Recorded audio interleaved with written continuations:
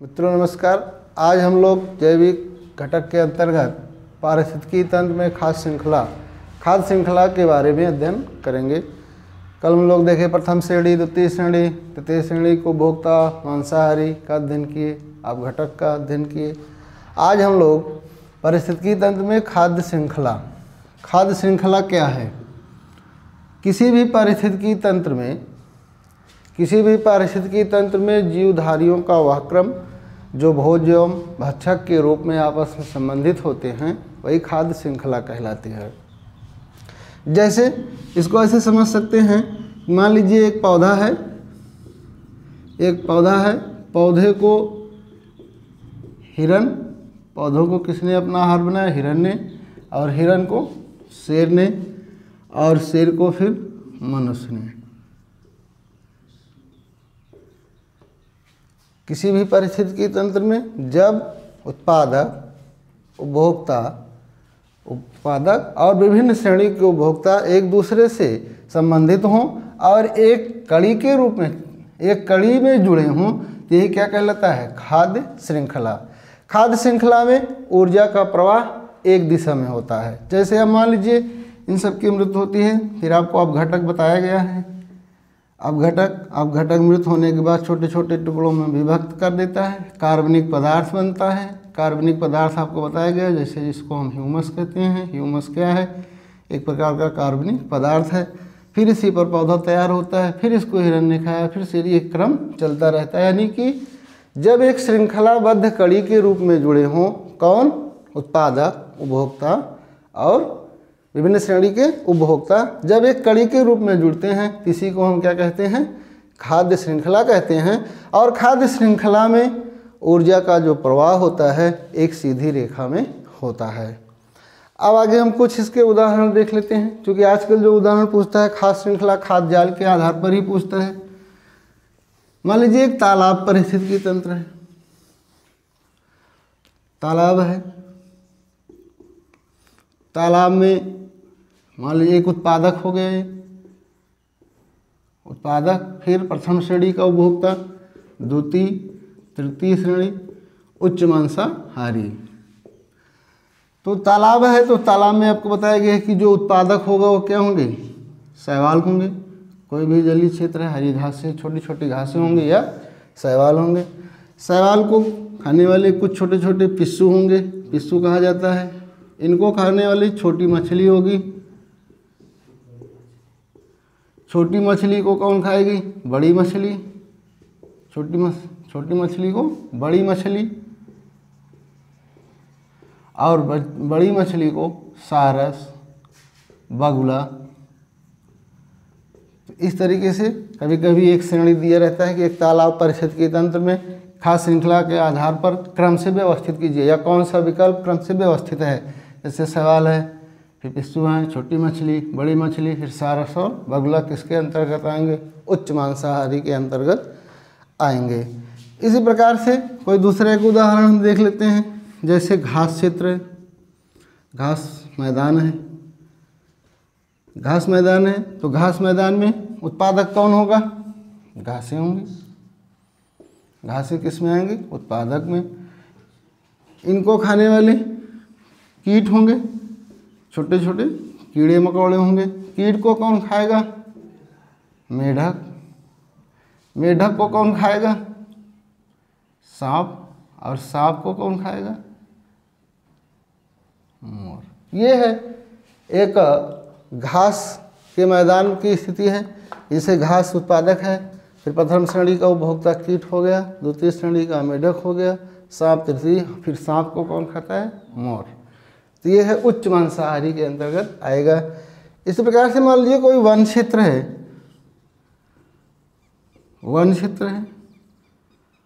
One में है, तो वन में उत्पादक स्वयं क्या होगा? पेड़ पौधे होंगे, वन होंगे, या झाड़ियाँ होंगी। झाड़ियाँ भी हम कह सकते हैं। मान लीजिए उत्पादक झाड़ियाँ हैं, तो झाड़ियों में को खाने वाले कौन होंगे? खरगोश। खरगोश को कौन खाएगा भाई? सियार है, या हम जिसको कहते हैं लकड़बग्घा। लकड़बग्घा को भी कौन खाएगा? शेर। और शेर के ऊपर जैसे हम किलनी जिसको बोलते हैं, किलनी जिसको हम बोलते हैं। इस प्रकार से ये खाद्य श्रृंखला के आधार पर उत्पादक उपभोक्ता एक कड़ी के रूप में जुड़े हुए हैं और इनसे ऊर्जा प्राप्त करते हैं। अब आगे हम देखते हैं अगला खाद्य जाल। खाद्य जाल क्या है? विभिन्न खाद्य श्रृंखलाओं के समूह को हम क्या कहते हैं? खाद्य जाल कहते हैं। यहाँ पर आपने देखे कि उत्पादक उपभोक्ता का क्रम है, वहाँ पर खाद्य जाल में विभिन्न उपभोक्ता अब घटक आपस में जुड़े होते हैं। जाल जैसे नाम से ही है कि जाल जैसे आप देखे होंगे, एक तार इधर से जाता है फिर इधर से, इस तरह का कोई जाल है, ऐसे ऐसे तागे होते हैं। यानी कि विभिन्न खाद्य श्रृंखलाओं के समूह को हम क्या कहते हैं? खाद्य जाल कहते हैं। ऊर्जा का प्रवाह एक सीधी रेखा में होता है किंतु कई पथों से वो गुजरता है। जैसे आपको अभी जाल बनाया गया था कि एक सीधी रेखा में ऊर्जा का प्रवाह तो होता है लेकिन उनके मार्ग जो होते हैं, पथ जो होते हैं, कई हो जाते हैं। इसी को हम क्या कहते हैं? खाद्य जाल कहते हैं। विभिन्न श्रेणी के उपभोक्ता अपघटक के मध्य एक संबंध होता है और ऊर्जा का प्रवाह एक सीधी रेखा में हो। कई खाद्य श्रृंखलाओं के समूह को खाद्य जाल कहते हैं। तो ये खाद्य जाल का कुछ उदाहरण जैसे अगर हम लें तो जैसे मान लीजिए घास का मैदान ही है, या हम कोई पौधा है, पौधे को कौन खाएगी भाई? गाय या हिरन? गाय या हिरन खा लेगी। हिरन को खाने वाले कौन हो जाएंगे? या शेर हो जाएंगे। या छोटी छोटी उत्पादक में घासें भी हैं, घास को खाएगा कौन? टिड्डा। टिड्डा को कौन खाएगा? मेढक। और जैसे टिड्डा है, टिड्डे को और कौन खा लेता है? पक्षी भी इनको खा लेते हैं। तो आप इसको समझ सकते हैं कि जैसे एक सीधी रेखा में होता है ऊर्जा का प्रवाह, लेकिन मार्ग इसके क्या होते हैं? कई हो जाते हैं। टिड्डा को मेढक भी खा ले रहा है, टिड्डा को और कौन खा ले रहा है? पक्षी भी खा ले रहा है। मेढक है, फिर मेढक को कौन खाता है? सांप खाता है। अब सांप की स्थिति है कि सांप को कौन खाता है? मोर भी खा लेता है। और सांप को एक तरफ और कौन खा ले रहा है? बाज भी खा लेता है। तो ऊर्जा का प्रवाह एक सीधी रेखा, यानी विभिन्न खाद्य श्रृंखलाओं के समूह को खाद्य जाल कहते हैं। ऊर्जा का प्रवाह एक सीधी रेखा में होते हुए भी ये कई पथों से गुजरता है। इसमें मुख्य रूप से उपभोक्ता और अपघटक आपस में जुड़े होते हैं। अब आगे हम चलते हैं। जैसे हमने बार बार कहा कि एक दूसरे से ऊर्जा प्राप्त करते हैं, लेकिन जब ऊर्जा एक से दूसरे में जाती है तो कुछ न कुछ ऊर्जा क्या होती है? उसके शरीर के निर्माण में व्यय हो जाती है और अगला जो उपभोक्ता होता है उसे कम ऊर्जा प्राप्त होती है। जैसे मान लीजिए एक पौधा है, पौधे को खा लिया भाई हिरन ने, और हिरन को खाया शेर, और शेर को खाया मनुष्य। तो कुल प्राप्त ऊर्जा का, पौधे से कुल प्राप्त ऊर्जा का सबसे कम किसके पास पहुंचेगा? मनुष्य के पास पहुंचेगा। क्यों? क्योंकि कुछ न कुछ जो पौधे को खाया, शरीर के मांस का निर्माण, इसके हिरण के शरीर में मांस का निर्माण हुआ, हड्डियों का विकास हुआ। वृद्धि विकास में कुछ न कुछ जो इससे प्राप्त ऊर्जा क्या होती है? व्यय हो जाती है। फिर आगे इसको कौन खाता है? शेर। तो कुछ अंश जो इसके मांस के रूप में परिवर्तित हुआ, उसी मांस का भाग कौन खाता है? शेर खाता है। तो कुछ अंश प्राप्त किया, फिर शेर के मांस को किसने खाया? मनुष्य ने खाया। तो कहने का मतलब ये है कि पौधे से प्राप्त ऊर्जा जैसे जैसे श्रृंखला में आगे बढ़ते हैं, ऊर्जा क्या होती है? घटती जाती है। और वैसे ऊष्मागतिकी के नियम में जो दिया गया है कि ऊर्जा ऊर्जा नष्ट नहीं होती, बल्कि एक रूप से दूसरे रूप में। और द्वितीय नियम यह कहता है कि जब दूसरे रूप में वो परिवर्तित होती है तो कुछ न कुछ ऊर्जा विसरित होती है। वही यहाँ नियम लागू होता है। और इस सिद्धांत को दिया था लिंडमान ने। और इसी को कहा जाता है 10% का नियम। 10% का नियम, ऊर्जा प्रवाह के 10% का नियम परिस्थितिकी तंत्र में किसने दिया? लिंडेमान ने। तो इसको यहाँ जानते रहिए, 10% कई बार आ भी चुका है। 10% का नियम किसने दिया? लिंडेमान ने। और ये नियम क्या है आपको चित्र द्वारा बताया गया। अब आगे हम इसी में देखते हैं कि इसी खाद्य यानी उत्पादक उपभोक्ता, प्रथम श्रेणी के उपभोक्ता, द्वितीय श्रेणी, तृतीय श्रेणी, उच्च मांसाहारी के उपभोक्ताओं को पहली बार रेखाग्राफ द्वारा प्रदर्शित किया गया। और रेखाग्राफ द्वारा प्रदर्शित किया किसने? 1927 ईस्वी में। 1927 ईस्वी में चार्ल्स एल्टन ने। और इसी को कहा गया पारिस्थितिकी पिरामिड। इसी को क्या कहा गया? जैसे एक रेखाग्राफ बना, रेखाग्राफ पर सबसे नीचे जिनका आधार चौड़ा होगा वहाँ पर किसको रखा गया? उत्पादक को। फिर प्रथम श्रेणी को उपभोक्ता, द्वितीय, तृतीय, और शीर्ष पर कौन होता है? उच्च मांसाहारी होता है। जब इन्हीं को एक रेखाग्राफ में व्यवस्थित किया गया, विभिन्न श्रेणी के यानी उत्पादक, विभिन्न श्रेणी के उपभोक्ताओं को जब एक रेखाग्राफ में व्यवस्थित किया किसने? 1927 ईस्वी में चार्ल्स एल्टन। और इसी को कहा गया पारिस्थितिकी पिरामिड। तो पारिस्थितिकी पिरामिड की संकल्पना किसने दिया? चार्ल्स एल्टन ने दिया। मान लीजिए यहाँ पर उत्पादक है, उत्पादक यानी घास, ये उत्पादक होगा।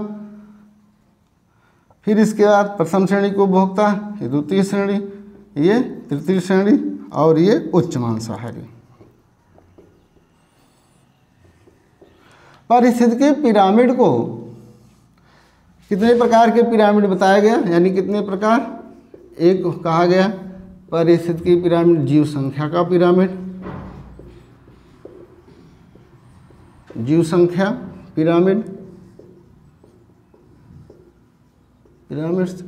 और जीवभार पिरामिड,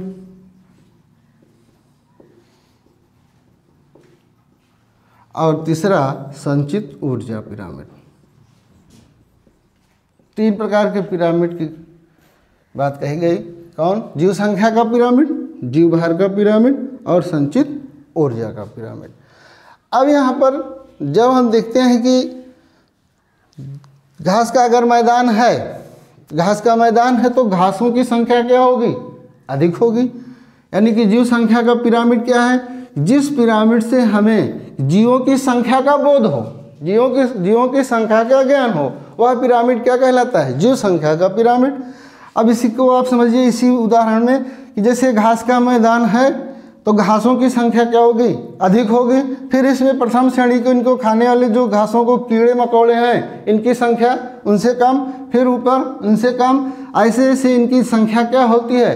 कम होती जाती है। इसलिए कहा गया कि जीव संख्या का जो पिरामिड होता है वो उल्टा भी बनता है और सीधा भी बनता है। उल्टा और सीधा दोनों बनता है। उल्टा और सीधा दोनों बनता है। तो सीधा का हम देख लिए कि जैसे घास का मैदान है तो घास के मैदान का जो जीव संख्या का पिरामिड है वो क्या होगा? सीधा बनेगा। कोई वन है, वन क्षेत्र है तो वन क्षेत्र में वृक्षों की संख्या अधिक होगी तो वहाँ पर भी जीव संख्या का पिरामिड क्या होगा? सीधा बनेगा। लेकिन यहीं पर जब एक वृक्ष की बात आ जाए, एक सिंगल वृक्ष की बात आ जाए, मान लीजिए ये वृक्ष है, इसकी शाखाएं हैं और ऊपरी भाग इसका इस प्रकार से है। एक वृक्ष है कि एक पेड़ की बात आ जाए तो उसमें जीव संख्या का पिरामिड क्या बनेगा? उल्टा बनेगा।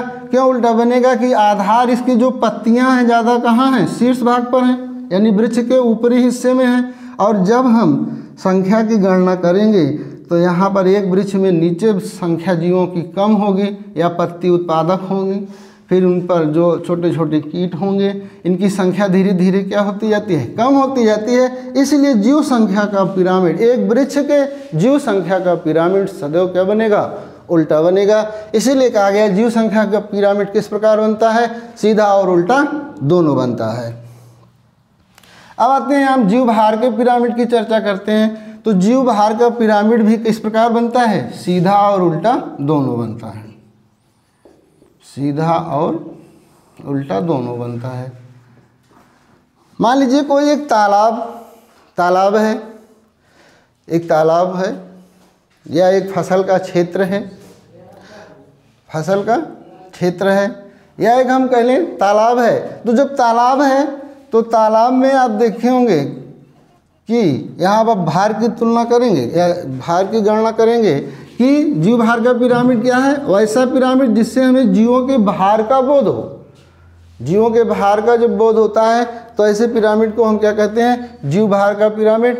जैसे एक तालाब पारिस्थितिकी तंत्र है, तालाब पारिस्थितिकी तंत्र में भले ही जीवों की संख्या ऊपरी भाग पर अधिक होती है, मछलियाँ छोटी छोटी जो होती हैं ऊपरी हिस्से पर होती हैं, लेकिन जैसे जैसे हम नीचे जाते हैं, नीचे जाएंगे तो बड़ी बड़ी मछलियाँ हमें प्राप्त होती हैं, तो उनका वजन क्या होता है, छोटी मछलियों की तुलना में अधिक होता है। यहाँ पर अगर 100 मछली है और एक बड़ी मछली वजन मिल गई तो उसकी संख्या क्या हो जाएगी, उसका भार क्या हो जाएगा, अधिक हो जाएगा। इसलिए तालाब पारिस्थितिकी तंत्र के जीव भार का पिरामिड क्या बनेगा, जीव भार का पिरामिड उल्टा बनेगा। लेकिन यदि एक वन क्षेत्र है और एक घास का क्षेत्र है तो वहाँ पर जीव भार का पिरामिड क्या बनेगा, सीधा बनेगा। ये ध्यान रखिएगा। तालाब पारिस्थितिकी तंत्र में जीव भार का पिरामिड, यहाँ पर दो मछली का वजन अधिक होगा और उसके अतिरिक्त जो छोटी छोटी मछलियाँ हैं उनका वजन क्या हो जाएगा, कम हो जाएगा, क्योंकि यहाँ हम गणना किसकी कर रहे हैं, भार की। तो जिस पिरामिड से हमें जीवों के भार का बोध हो, जीव भार का पिरामिड, संख्या का बोध हो, संख्या का पिरामिड। संचित ऊर्जा का पिरामिड जो होता है सदैव सीधा बनता है। अभी आपको इसीलिए पहले बताया गया लिंडमान का नियम कि जैसे जैसे ऊर्जा एक रूप से दूसरे रूप में जाएगी उसकी मात्रा क्या हो जाएगी, कम होती जाएगी या ऊर्जा कम प्राप्त होगी। इसलिए संचित ऊर्जा का पिरामिड सदैव सीधा बनता है, सदैव सीधा बनता है। तो आज हम यहाँ तक पढ़ लिए। अब विभिन्न सजीवों के जो गुण लक्षण होते हैं इसका अध्ययन हम कल करते हैं।